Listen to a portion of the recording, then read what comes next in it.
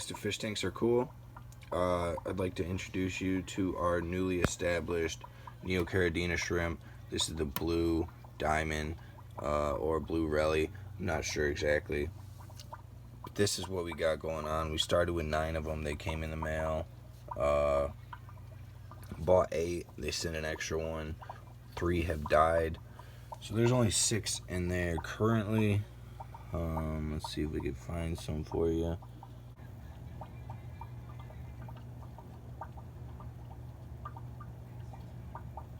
A great thing happened. We got 2 females that were bearing eggs when we bought them when they came in the mail, so that was awesome. Now, one of those died the first night, and I tried to scrape the eggs off into a bowl of water with a toothpick. You just lightly scrape it off the back of them, and I put them in this net right there. We got a net outside, and if you set it over top of a bubbler or moving water, it recreates what the mother's constantly doing by oxygenating them and moving them around and making sure no fungus is growing on them. So I'm trying to do that. I don't think I'm going to have any luck. We did successfully have a mother shrimp in here who has dispersed her babies throughout this tank. Zoom in on the, oh, there we go. That little guy right there. You could kind of see him. There's another one back there. We got a few of them. We had a good mom, and she held on to the eggs and let them do their thing.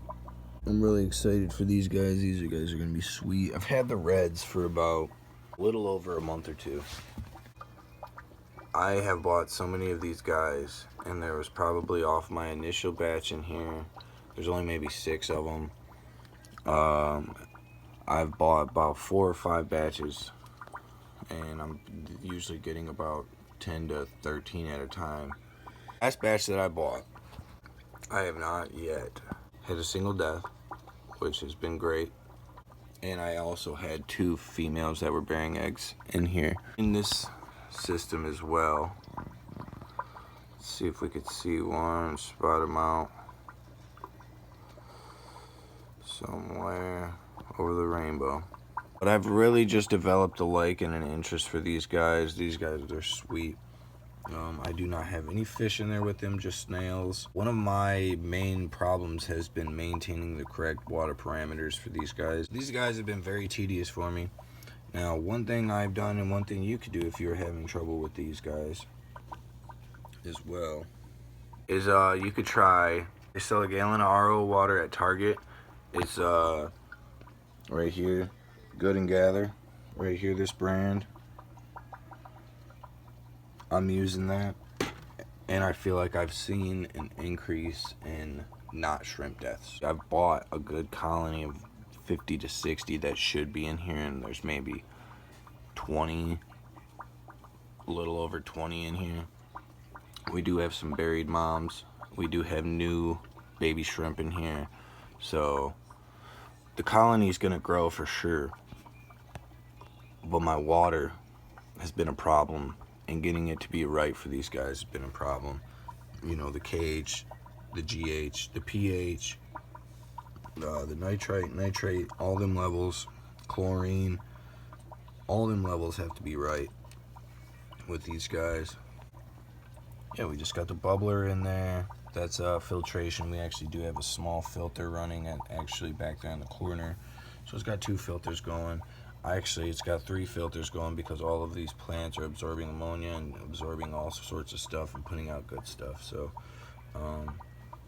I haven't started dosing with CO2 in here, the liquid CO2. I haven't, because I was noticing shrimp deaths in between when I was dosing in here.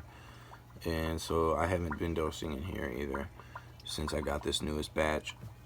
And so far we're doing great. I love the red, the small little red tank we got going on, because you can always see a bunch of shrimp. This one you gotta come down here. One day this will be pretty full.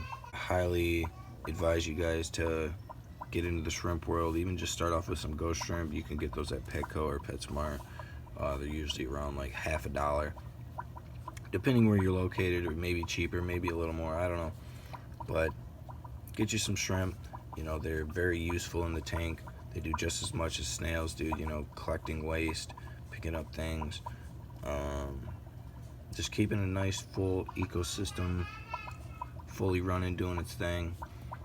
Beneficial bacteria is going to grow. Algae is a good thing for these shrimp, so don't think it's not. If you start getting some algae growth, you don't want to clean out every bit of it. Like, find whatever view of your tank that you like to use as your main window that you like to look in, and maybe keep that part clean. But like, okay, so say I'm gonna leave this front right here, I might clean this, even though it's building a lot of algae and they love it because they're eating it. But I'll let this one, you know, algae up. I like both viewports, but you know, I'm definitely not gonna clean that wall. I'm definitely not gonna clean the back wall. So any algae that grows on those, you know, it's just gonna stay. These shrimp love the natural algae. Don't let your tank get ruined and ran over by algae. But keep it in there, because you know, a lot of the times you don't have to feed them for a few days because they got food just in the tank, natural food, stuff that they prefer over getting fed. So keep that in mind. But yeah, and we got some almond leaves down there.